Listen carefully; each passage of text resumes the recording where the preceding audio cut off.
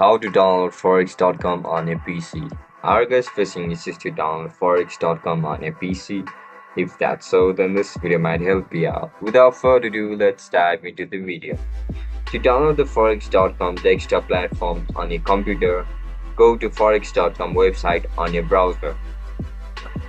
Now search for forex.com download. Once you search for it, click on the first option, downloading trading platforms and mobile apps. After clicking it, you'll be forwarded to this section. Now look at the right side of your screen where you can see this option for download center. Tap on it. After you click on it, scroll down. Now select a device.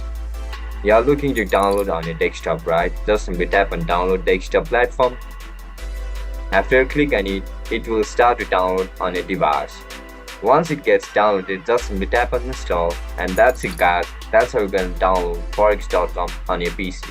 If you guys found this video helpful, don't forget to like, share and subscribe to our channel. I'll catch you up in the next one. Bye bye.